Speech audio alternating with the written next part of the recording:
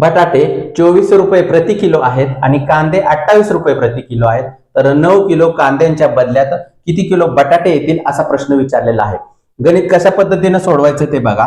बटाट्याचा दर काय आहे 24 रुपये प्रति किलो आणि कांद्यांचा किती आहे 28 रुपये किलो. आता प्रश्न काय आहे तर 9 किलो कांद्यांच्या बदल्यात किती किलो बटाटे येतील असा प्रश्न विचारलेला आहे.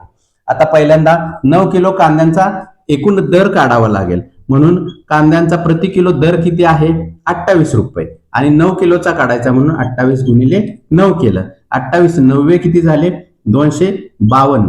252 रुपये हे काय झाले 9 किलो कांद्यांचा दर झालेला आहे. आता याच्या बदल्यात किती किलो बटाटे येतील असा प्रश्न विचारलेला आहे. म्हणून 252 जे रुपये झालेले आहेत ते वरती घेतले आणि भागाकारात प्रति किलो बटाट्याचा दर लिहिला.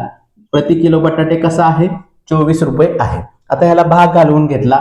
12 1 12, 12 2 24, इथे पण 12 2 24 एक राहतो. 12 1 12, परत ह्या 2 ने भाग लावला 21 ला.